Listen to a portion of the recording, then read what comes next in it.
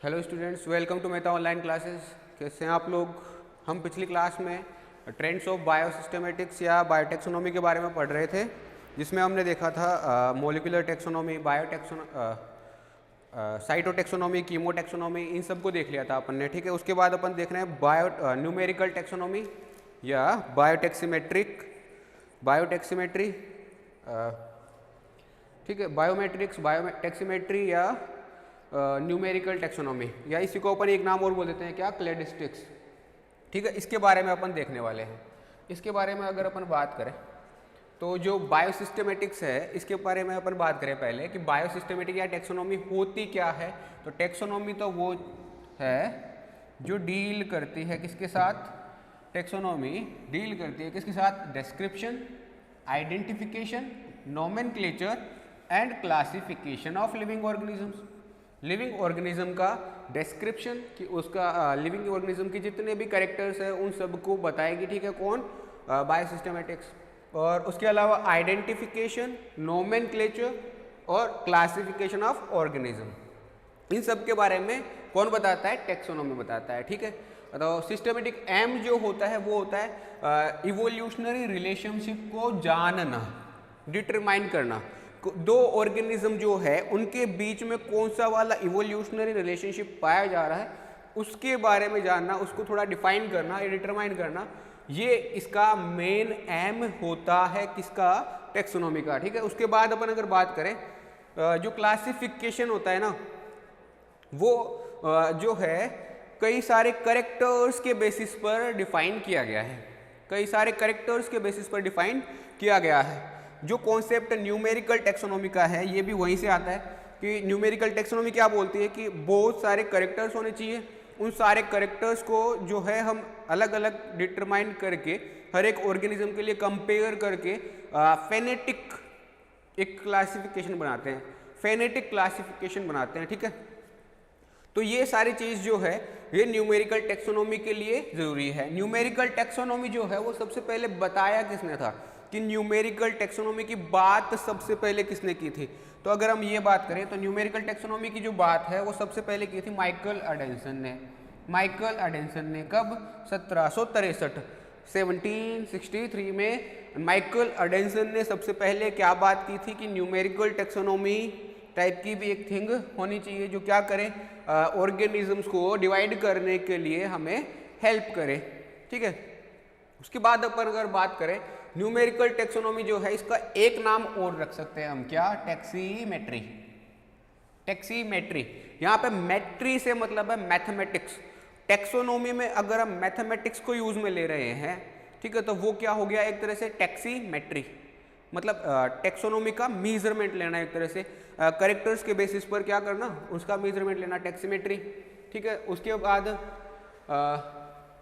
जो टैक्सीमेट्री जो है ये तो प्रेजेंट फॉर्म है, बट ये पहले से ही ऐसा नाम नहीं था, पहले से ही टैक्सीमेट्री नहीं था। इसको ना अलग अलग टाइप के नामों से बदलते बदलते धीरे धीरे हमने अपनी सुविधा के अनुसार टैक्सीमेट्री नाम दिया है। पहले इसका नाम क्या था, तो पहले इसका नाम था टेक्सोनोमेट्रिक्स। टेक्सोनोमेट्रिक्स, टेक्सोनो यानी टेक्सोनोमी से ले लिया टेक्सोनो और मैट्रिक्स का ले लिया मैट्रिक्स। ठीक है, उसको जोड़ के हमने टेक्सोनोमेट्रिक्स बनाया हुआ था। फिर इसमें से नो को हटा दिया और टेक्सोमेट्रिक्स हो गया। टेक्सोमेट्रिक्स से फिर इसमें से भी हमने क्या हटा दिया, सी एस को हटा दिया और वाई जोड़ दिया, क्या जुड़ गया, टैक्सी, ओ की जगह पे कर दिया आई और बन गया टैक्सीमेट्री। ठीक है, तो ऐसे नई फॉर्म जो है वो पुरानी वाली फॉर्म से डेवलप हुई है। पुरानी वाली फॉर्म टेक्सोनोमेट्रिक्स, टेक्सोनोमेट्रिक्स को टेक्सोमेट्रिक्स बनाया और टेक्सोमेट्रिक्स से टैक्सीमेट्री बनाया। ठीक है, ऐसा जो वर्ड है ये धीरे धीरे करके डेवलप होता गया है। उसके बाद अपन अगर बात करें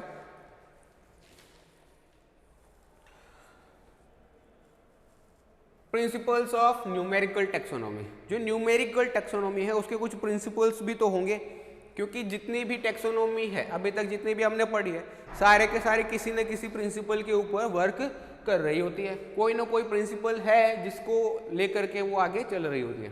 ठीक है, तो ऐसा ही इसके अंदर भी ना सेवन प्रिंसिपल्स हैं, 7 प्रिंसिपल्स हैं जो किसने दिए थे, दो साइंटिस्ट थे, एक थे स्मिथ और दूसरे थे सोकल। दो साइंटिस्ट है, एक स्मिथ और दूसरे थे सोकल। ठीक है, इन दोनों ने क्या किया, ये दोनों के दोनों ने प्रिंसिपल ऑफ न्यूमेरिकल टेक्सोनॉमी दिए थे, न्यूमेरिकल टेक्सोनॉमी के प्रिंसिपल्स को डिफाइन किया था। इसके अनुसार सबसे पहला जो प्रिंसिपल है वो क्या कहता है कि the greater the content of information, कि जितना ज़्यादा इंफॉर्मेशन की कंटेंट हमारे पास होगी इन द टेक्सा से रिलेटेड, जितनी भी इंफॉर्मेशन हमारे पास जितनी ज़्यादा होगी उतना ज़्यादा हम क्या कर पाएंगे, उतना बेटर हम गिवन क्लासिफिकेशन सिस्टम को क्लासिफाई कर पाएंगे। जो क्लासिफिकेशन सिस्टम है वो उतना ही ज़्यादा बेटर होता जाएगा जितनी ज़्यादा हमारे पास इंफॉर्मेशन होगी। इंफॉर्मेशन कैसे, जैसे इंफॉर्मेशन जो है वो उस कैरेक्टर से रिलेटेड, ठीक है, जो ऑर्गेनिज्म के कैरेक्टर्स है उनसे रिलेटेड जितनी भी डिटेल होगी वो हमारे पास होगी अगर, तो हम क्या कर पाएंगे, उस ऑर्गेनिज्म को अच्छे से क्लासिफाई कर पाएंगे। ठीक है, तो ऐसा हो गया, ये बात हुई, जितना ज़्यादा ग्रेटर कंटेंट ऑफ इंफॉर्मेशन होगा टेक्सा से रिलेटेड या कैरेक्टर से रिलेटेड उतना बेटर हम उसको क्या कर पाएंगे, क्लासिफाई कर पाएंगे। ठीक है, ये तो हुई एक बात या एक प्रिंसिपल। दूसरे की अपन बात करते हैं।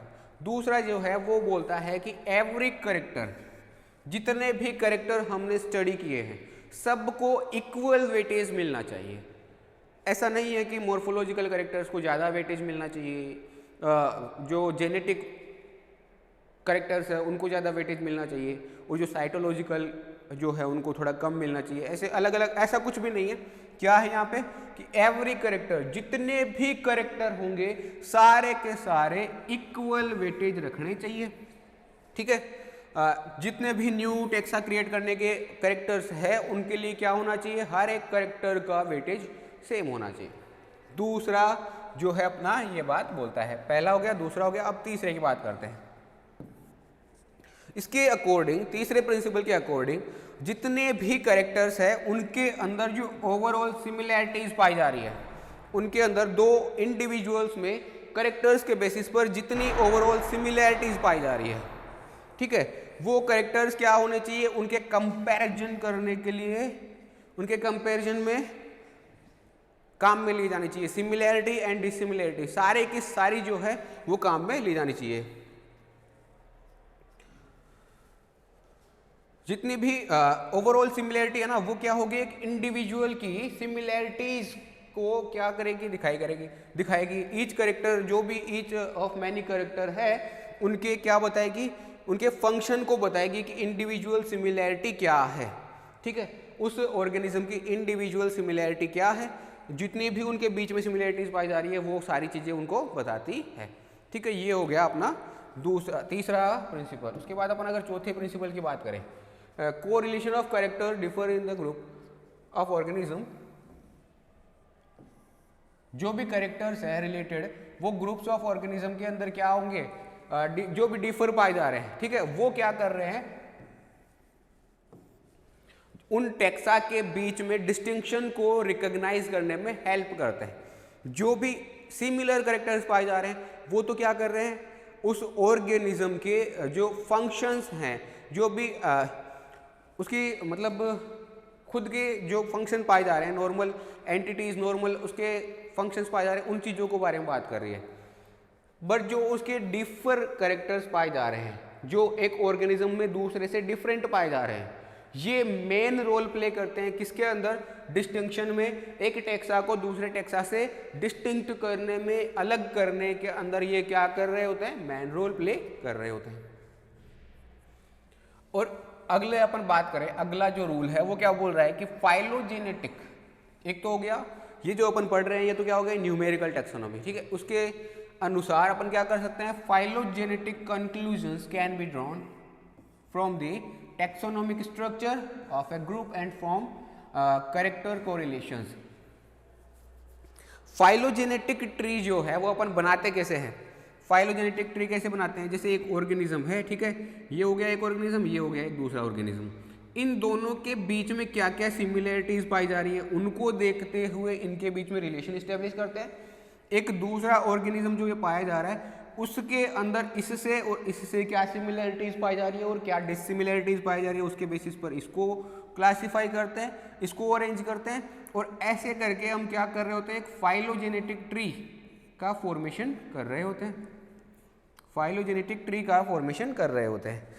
कैरेक्टर्स में सिमिलैरिटीज एंड डिसिमिलैरिटीज के बेसिस पर हम एक फाइलोजेनेटिक ट्री बनाते हैं, ठीक है। तो ये जो फाइलोजेनेटिक ट्री है ये कैसे बनेगा, जब हमारे पास कैरेक्टर्स का नंबर बहुत ज़्यादा होगा, उन कैरेक्टर्स को हम आइडेंटिफाई करेंगे, आइडेंटिफाई करने के बाद उनको अलग अलग ऑर्गेनिज्म में कंपेयर करेंगे कि इस ऑर्गेनिज्म के जो कैरेक्टर्स है वो कैसे हैं और इस वाले के कैसे हैं, ठीक है। उन दोनों को कंपेयर करने के बाद हम क्या करेंगे, उनका रिलेशनशिप देखेंगे कि इनके बीच में क्या क्या रिलेशन हुआ और क्या क्या इनके बीच में क्या क्या डिफरेंसेस पाए जा रहे हैं। उसके बाद उसको अपन क्या कर देंगे, इवोल्यूशनरी मैकेनिज्म में उसको इवोल्यूशनरी पाथवे के अंदर उसको जचा देंगे। ये सबसे पहले तो कौन सा आया होगा, सबसे सिंपल, और उसके बाद सबसे लास्ट में कौन आया होगा, सबसे कॉम्प्लेक्स वाला ऑर्गेनिज्म, ठीक है। ये हो गई अपनी दूसरी बात। उसके बाद अपन अगर बात करें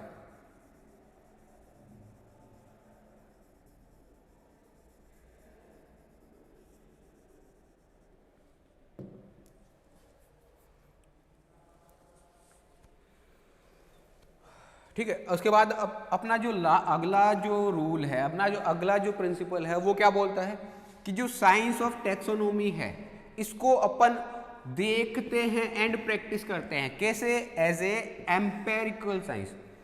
एम्पिरिकल साइंस, एम्पिरिकल साइंस क्या होती है? एम्पिरिकल साइंस उस साइंस को बोलते हैं जिसके अंदर हम क्या कर रहे होते हैं, किसी भी जो भी हमारे सामने हो रहा होता है उसको हम पहले ऑब्जर्व करते हैं, प्रैक्टिकली ऑब्जर्व करते हैं, और ऑब्जर्व करने के बाद उसको समझ करके फिर हम उसको देख रहे होते हैं सारी चीज़ों को, ठीक है। समझ करके हम उन सारे कॉन्सेप्ट को रखते हैं, ठीक है। तो ये वाली जो अप्रोच होती है जिसमें हमने क्या किया, पहले ऑब्जर्व किया और ऑब्जर्व करने के बाद उस चीज़ को समझा कि हाँ ये चीज़ ऐसे हुई है। ऐसे नहीं मान लिया कि ऐसे हाइपोथेसिस कर ली कि यार ऐसा होता होगा, ऐसा नहीं है। हम क्या करते हैं, एम्पेरिकल अप्रोच रखते हैं, पहले प्रैक्टिकल करते हैं बाद में बात करते हैं, सीधा सीधा ऐसे सपने देख के नहीं अप्लाई करते हैं, ठीक है। तो वो वाली बात एम्पिरिकल साइंस, ठीक है। उसकी तरह हम क्या करते हैं, साइंस ऑफ टैक्सोनॉमी को देखते हैं और प्रैक्टिस करते हैं, एम्पिरिकल साइंस की तरह स्टडी करते हैं। उसके बाद अपन बात करें अगला जो कैरेक्टर है उसकी बात करें तो फेनेटिक सिमिलैरिटी जो है वो क्लासिफिकेशन का बेस होती है। क्लासिफिकेशन का बेस जो बनाती है वो कौन बनाती है? Phonetic similarities. अगर किसी ऑर्गेनिज्म में सिमिलैरिटीज ही नहीं पाई जाएगी तो हम उनको इवोल्यूशनरी रिलेशनशिप में कैसे ला पाएंगे? इवोल्यूशनरी रिलेशनशिप में लाने के लिए उनके अंदर क्या पाई जानी चाहिए? सिमिलैरिटीज एंड डिसिमिलैरिटीज पाई जानी चाहिए, ठीक है। तो वो बात हो गई। उसके बाद अपन अगर बात करें अगली कि जो ये न्यूमेरिकल टैक्सोनॉमी है इसके मेरिट्स क्या क्या है, इसके क्या क्या फायदे हैं, उसकी अगर अपन बात करें तो सबसे पहला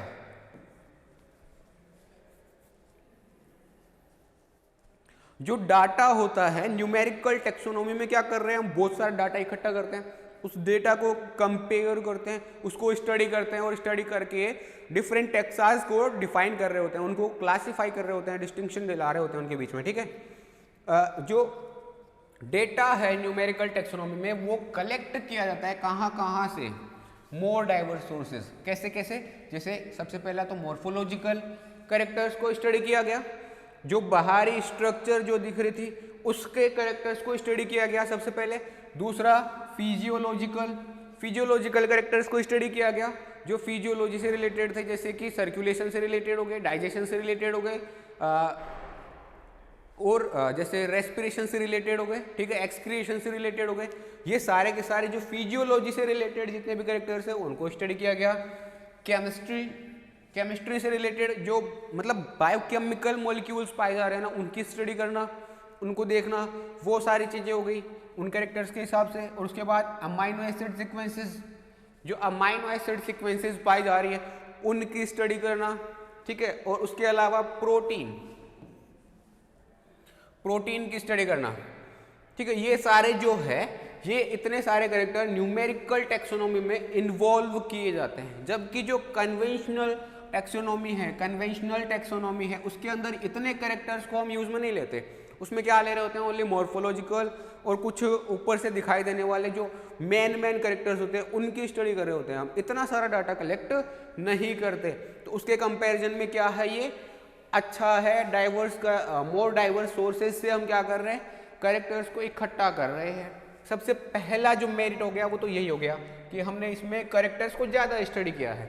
और जैसा कि हम जानते हैं कि जितने ज़्यादा कैरेक्टर होंगे उतना ज़्यादा अच्छे से हम किसी चीज़ को डिफाइन कर पाएंगे, डिस्टिंक्शन ला पाएंगे उन दो टेक्सा के बीच में। ठीक है, तो कैरेक्टर्स जो है, more information more better classification, सीधी सिंपल बात, more information more better classification. तो ये वाली बात जो है, इसके लिए हमें क्या करना पड़ेगा, डाटा को बहुत ज़्यादा इकट्ठा करना पड़ेगा। और बहुत ज़्यादा डाटा कहाँ से आएगा, मोर डाइवर्स प्लेसेस से हम जब लेंगे तब जाके हमें इतना सारा डाटा मिलेगा। तो ये वाली बात हो गई। इसके अलावा जो न्यूमेरिकल टेक्सोनॉमी है, जैसा कि हमने पढ़ा था कि टेक्सोनॉमी जो है वो हर कोई स्टडी नहीं कर सकता, हर कोई जो टेक्सोनॉमी है उससे रिलेटेड वर्क नहीं कर सकता।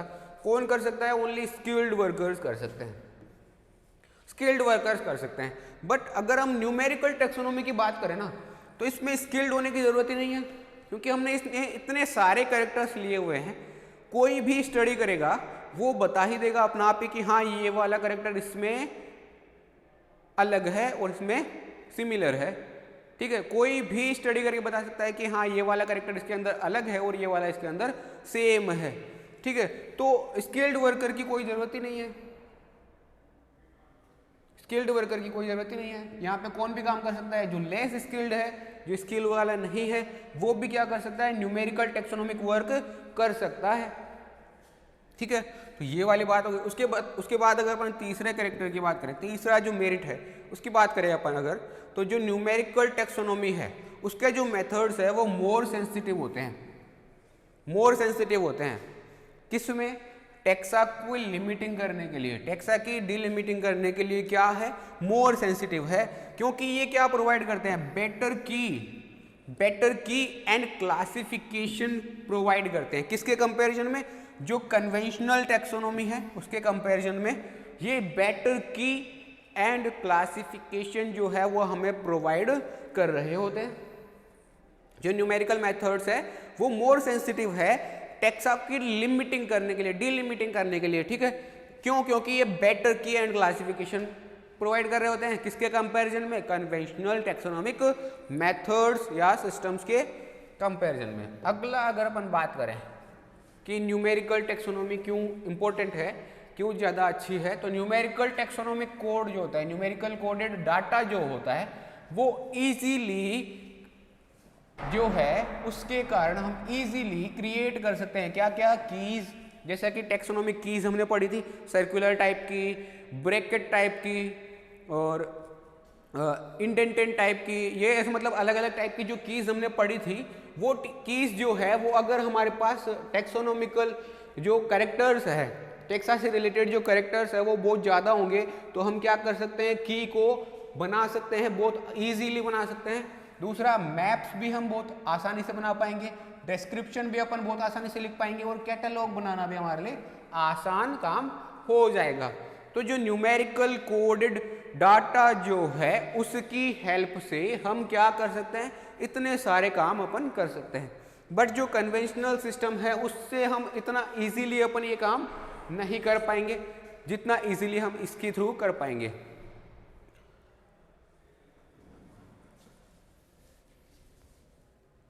और क्या कर सकते हैं, जो इलेक्ट्रिकल या इलेक्ट्रॉनिक डाटा जो होता है, जो इलेक्ट्रॉनिक डाटा मतलब जो कंप्यूटराइज्ड डाटा है, जिसको हमने क्या रखा हुआ है, कंप्यूटर के अंदर रखा हुआ है।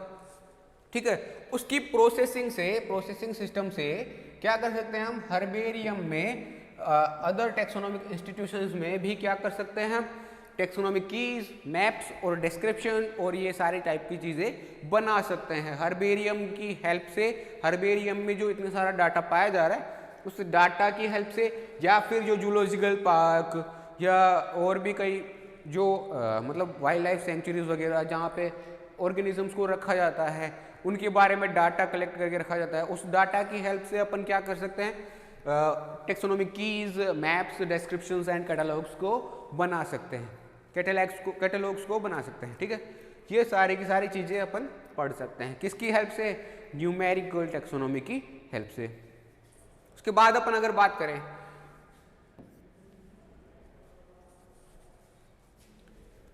कि जो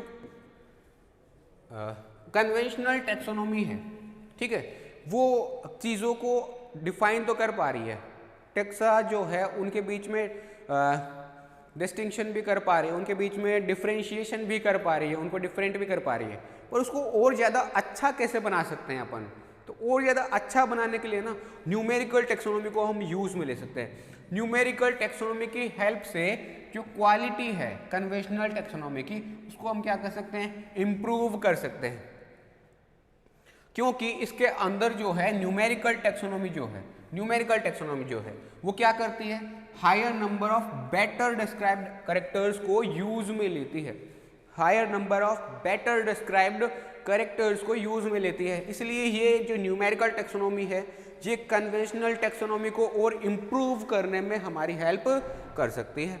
उसके बाद अपन अगर बात करें अगले इसके मेरिट की, तो न्यूमेरिकल टेक्सोनोमी जो है ये सेवरल फंडामेंटल चेंजेस को सजेस्ट करती है। कन्वेंशनल प्रिंसिपल्स में सेवरल फंडामेंटल चेंजेस को सजेस्ट करती है, जैसे कि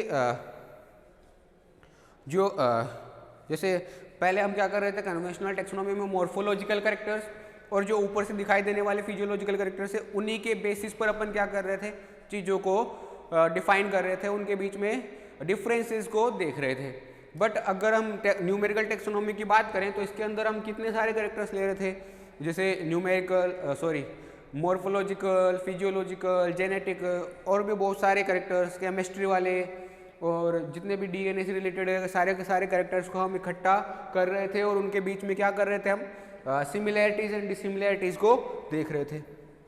ठीक है, तो वो सारे की सारी चीज़ें जो है वो क्या कर रही होती है, इनके अंदर फंडामेंटल चेंजेस को सजेस्ट करती है कि इनके अंदर भी क्या होना चाहिए, कन्वेंशनल टेक्सोनोमी में भी इन चीज़ों की स्टडी की जानी चाहिए ताकि हम चीज़ों को बहुत अच्छे से डिफ्रेंशिएट कर सकें। उसके बाद अपन अगर बात करें अगली,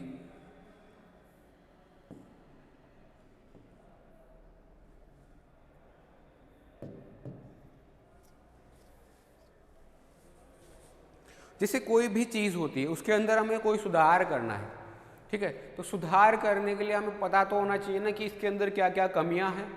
वो कमियां हमें कब पता पड़ेगी, जब हमें कोई दूसरी चीज़ दिखेगी जिसके अंदर कमियां कम है, जब उस चीज़ को हम ऑब्जर्व करेंगे कि हाँ उस चीज़ में ये वाली कमियां नहीं है, वो ज़्यादा काम क्यों कर पा रही है, क्योंकि उसके अंदर ये वाली कमियां नहीं है, तो हम क्या करेंगे उस पहले वाले में भी क्या करेंगे, कुछ कमियों को दूर करने की कोशिश करेंगे। ठीक है, तो वैसा ही यहाँ पर करेंगे हम क्या कि जो बायोलॉजिकल कॉन्सेप्ट है, बहुत सारे ऐसे बायोलॉजिकल कॉन्सेप्ट है जिनके अंदर कुछ ना कुछ कमियां हैं, ठीक है, तो उनके अंदर जो कमियां हैं उनको हम दूर कर सकते हैं किसकी हेल्प से, लाइट ऑफ न्यूमेरिकल टेक्सोनोमी। जो न्यूमेरिकल टेक्सोनोमी का ज्ञान रूपी प्रकाश है, इस प्रकाश में हम क्या कर सकते हैं, बायोलॉजिकल कॉन्सेप्ट जो है उनको री इंटरप्रेट कर सकते हैं, दोबारा से देख सकते हैं, दोबारा स्टडी कर सकते हैं और उसके अंदर कोई कमी हो तो उसको वापस से सही कर सकते हैं। तो ये वाली बात हो गई। उसके बाद बात करते हैं, ये तो सारे हो गए इसके जो भी मेरिट्स थे उनकी बात हो गई। अब इसके कुछ डीमेरिट्स भी तो होते हैं, ऐसा तो है नहीं कि एक चीज़ के ओनली फ़ायदे ही फ़ायदे होते हैं, कुछ नुकसान भी तो होते हैं। तो इसके क्या क्या कमियाँ रह गई इसकी, वो कमियाँ देखते हैं अपन, क्या क्या कमियाँ हैं। तो कमियाँ ये है कि जो न्यूमेरिकल मेथड्स होते हैं ना, वो फेनेटिक क्लासिफिकेशन में तो यूज में आ सकते हैं, फेनेटिक क्लासिफिकेशन में तो यूज में आ सकते हैं, बट अगर हम फाइलोजेनेटिकली देखना चाहें, फाइलोजेनेटिकली अगर किसी चीज़ को स्टडी करना चाहे तो उसमें ये काम में नहीं आते। किस में काम में आएंगे, फेनेटिक क्लासिफिकेशन में, बट फाइलोजेनेटिक क्लासिफिकेशन में ये काम में नहीं आएंगे। ठीक है, तो ये वाली बात हो गई। पहला तो इसका डीमेरिट क्या हो गया, फेनेटिक में आ रहा है, फाइलोजेनेटिक में नहीं आ रहा। दूसरा, ये जो बायोलॉजिकल स्पीसीज कॉन्सेप्ट के जो प्रोपोनेंट होते हैं, बायोलॉजिकल स्पीसीज कॉन्सेप्ट के जो प्रोपोनेंट होते हैं ना, वो क्या करते हैं, स्पेसिफिक स्पेसिफिक लिमिट्स जो होती है इसकी, वो ये बाउंड नहीं हो पाते किसके अंदर, इन मेथड्स की जो स्पेसिफिक लिमिट्स है, इन मेथड्स के अकॉर्डिंग जो स्पेसिफिक लिमिट्स आ रही है उनके अंदर ये बायोलॉजिकल स्पीसीज कॉन्सेप्ट जो है वो बंध नहीं पाता। तो एक ये वाली भी इसकी क्या हो गई, डिमेरिट हो गई, ये वाली भी इसकी क्या हो गई, एक कमी हो गई। उसके बाद अगली अपन अगर बात करें तो जो कैरेक्टर सिलेक्शन जो है वो इसका ग्रेटेस्ट डिसएडवांटेज है। कैरेक्टर सिलेक्शन जो है इस न्यूमेरिकल टैक्सोनॉमी में वो इसका ग्रेटेस्ट डिसएडवांटेज है, क्योंकि कैरेक्टर अगर चूज कर लिए हमने, ठीक है, कंपैरिजन के लिए, तो वो कैरेक्टर कैसे होने चाहिए, एडेक्वेट होने चाहिए, बट यहाँ पर कैसे है, इनएडेक्वेट, ठीक है। और जो स्टैटिस्टिकल मेथड जो है वो क्या करता है फिर यहाँ पे, लेस सेटिस्फैक्ट्री सॉल्यूशन प्रोवाइड कर रहा है। ऐसा नहीं है कि वो सेटिस्फैक्ट्री सॉल्यूशन हमें प्रोवाइड कर रहा है, वो कैसा सॉल्यूशन प्रोवाइड कर रहा है, लेस सेटिस्फैक्ट्री सॉल्यूशन हमें प्रोवाइड कर रहा है। इसके बाद अगर अपन बात करें अकॉर्डिंग टू स्टीम, जो डिफरेंट टेक्सोनोमेट्रिक प्रोसीजर्स हैं, डिफरेंट टेक्सोनोमेट्रिक प्रोसीजर्स है, वो क्या करती है, डिफरेंट रिजल्ट्स को प्राप्त करती है, डिफरेंट रिजल्ट्स को प्राप्त करती है। बट हमें क्या करना होता है कि रिजल्ट तो सेम ही मिलना चाहिए ना। अगर हम दो ग्रुप्स को डिफाइन कर रहे हैं, ठीक है, डिवाइड कर रहे हैं, अलग अलग दो ग्रुप्स में डिवाइड करेंगे ऑर्गेनिजम्स को, उनके लिए क्या होना चाहिए कि अगर हम एक मेथड से देखें तो भी ये दोनों इसी तरह से दोनों अलग अलग होने चाहिए, और दूसरे मेथड से देखें तो भी वो दोनों ऐसे ही अलग होने चाहिए। बट यहाँ पे क्या है कि अगर हम मेथड जैसे ही चेंज करते हैं ना, तो यहाँ पे रिजल्ट ही डिफर हो जाता है, डिफरेंट हो जाता है, रिजल्ट ही हमें डिफरेंट मिलने लगता है। तो ऐसी चीज़ें जो है ये क्या करती है, इसकी कमियों को प्रदर्शित करती है। इसके बाद अगर अपन बात करें किसकी, इसके एप्लीकेशंस ऑफ न्यूमेरिकल टैक्सोनॉमी की, इसके एप्लीकेशंस क्या क्या होते हैं।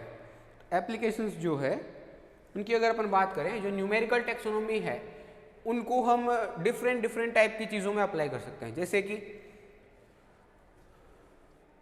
कि सिमिलैरिटीज एंड डिफरेंसेस को देखने के लिए किसके बीच में, bacteria and other micro organisms. जैसे बैक्टीरिया और अदर माइक्रो ऑर्गेनिजम्स जो हैं उनके बीच में भी तो डिफरेंस हमें पता होना चाहिए, नहीं तो हम सबको ही क्या मान लेंगे, बैक्टीरिया मान लेंगे, पर सब के सब बैक्टीरिया नहीं होते। इसीलिए उनको हम क्या कर सकते हैं, डिफरेंस उनके अंदर देख सकते हैं, किसकी हेल्प से, न्यूमेरिकल टैक्सोनॉमी की हेल्प से। लेकिन न्यूमेरिकल टैक्सोनॉमी काम ही किस पे करती है, बहुत सारे कैरेक्टर्स को लेकर के उनके बीच में सिमिलैरिटीज एंड डिसिमिलैरिटीज, दो ऑर्गेनिजम्स के बीच में सिमिलैरिटीज एंड डिसिमिलैरिटीज को स्टैब्लिश करवाने का काम करती है। तो यहाँ पर हम जो है सिमिलैरिटी एंड डिफरेंसेस को स्टडी कर सकते हैं, किसके बीच में, बैक्टीरिया एंड माइक्रो ऑर्गेनिजम्स के बीच में। और उसके अलावा जो सेवरल एनिमल ग्रुप्स हैं उनके बीच में भी हम जो है डिफरेंसेस को देख सकते हैं, किसकी हेल्प से, न्यूमेरिकल टैक्सोनॉमी की हेल्प से। इसके बाद अगर अपन बात करें, एंजियोस्पर्मिक जेनेरास होते हैं कुछ, जैसे कि ओराइजा, ठीक है, सार्कोस्टेमा, सोलेरियम, ओराइजा, ऐसे कुछ ग्रुप्स हैं। इनको भी अपन क्या कर सकते हैं, एक दूसरे से डिफ्रेंशिएट करने के लिए न्यूमेरिकल टैक्सोनॉमी को काम में ले सकते हैं, ठीक है, उनकी डिलिमिटेशन कर सकते हैं, उनकी लिमिटेशन को डिफाइन कर सकते हैं। इसके अलावा एक जैसे फैमिली है फेरिनोसी, जो कि किसके द्वारा दी गई थी, एंगलर द्वारा, ठीक है, ये एंगलर वाला जो है। वैसे ही कुछ अदर फैक्टर्स को हम क्या कर सकते हैं, इनकी लिमिटेशंस को डिफाइन कर सकते हैं, इनके कैरेक्टर्स के हिसाब से, ठीक है, ये हो गया। और उसके अलावा और क्या कर सकते हैं, इसके अलावा हम अदर जो सेवरल एंजियोस्पर्मिक जेनेरास पाए जा रहे हैं उनको भी अपन क्या कर सकते हैं, स्टडी कर सकते हैं उनके भी, जैसे कि कौन कौन से, Apocynum, Chenopodium, Crotalaria, Cucurbita, Oenothera, Salix, Zinnia, wheat cultivars, ठीक है, और मेज कल्टीवर्स। ये इन सारी चीज़ों को हम क्या कर सकते हैं, स्टडी कर सकते हैं, किसकी हेल्प से, न्यूमेरिकल टैक्सोनॉमी की हेल्प से। उसके अलावा और क्या, तो जो फाइटोकेमिकल डाटा होता है, जो seed, protein, mitochondrial DNA and RFLP, ये जो है ये अपना क्या है,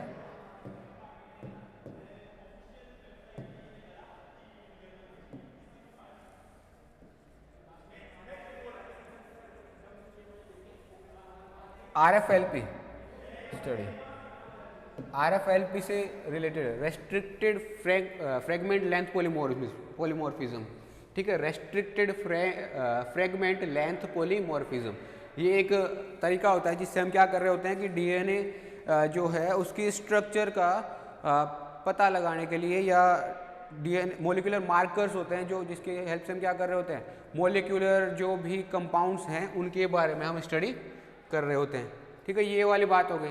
तो आरएफएलपी स्टडी, और उनसे जो है वो भी क्या कर सकते हैं, हम न्यूमेरिकली एनालाइज्ड कर सकते हैं, ठीक है, न्यूमेरिकली एनालाइज्ड कर सकते हैं। जैसे कि अगर अपन बात करें, एक के पीए निकालनी है हमें, ठीक है, एक ऑर्गेनिज्म के लिए पेयरिंग एफिनिटी निकालनी है, the degree of pairing affinity की बात कर रहे हैं अपन, ठीक है। तो पेयरिंग एफिनिटी अपन निकालेंगे कैसे, कि जो species A and species B में जो कॉमन बैंड्स पाए जा रहे हैं, ठीक है, उसको अपन डिवाइड कर देंगे किससे, total bands in A and B, ठीक है, total bands in A and B, ये वाला, ये एक मिनट रुकना,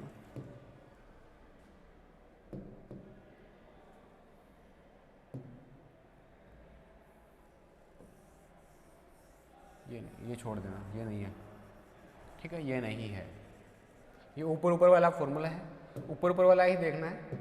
ऊपर ऊपर वाला क्या बता रहा है कि जो बैंड्स कॉमन है स्पीसीज ए और स्पीसीज बी में, उनको हम डिवाइड कर देंगे total bands in species A and B में, तो हमें क्या मिल जाएगा, पेयरिंग एफिनिटी मिल जाएगी। जो इलेक्ट्रोफोरेसिक पैटर्न जो मिल रहे हैं डीएनए के या प्रोटीन के, जितने भी हमें डीएनए के जितने भी हमें इलेक्ट्रोफोरेसिस करवाने के बाद पैटर्न्स मिलेंगे ना, उन पैटर्न्स में जो कॉमन बैंड्स मिलेंगे स्पीसीज ए और बी के, उनको हम टोटल बैंड्स जो है ए और बी के उनसे डिवाइड कर देंगे, तो हमें क्या मिल जाएगी, पेयरिंग एफिनिटी, ठीक है। तो ऐसे हम क्या कर रहे होते हैं, न्यूमेरिकल टेक्सोनोमी की हेल्प से बहुत सारी चीज़ों को हम डिफाइन कर रहे होते हैं। ये सारी चीज़ें हो गई। इसके बाद चलो आज के लिए हम इतना ही पढ़ेंगे, आज न्यूमेरिकल टेक्सोनोमी को इतना ही देखते हैं, उसके बाद अपन बात करेंगे अगली क्लास में।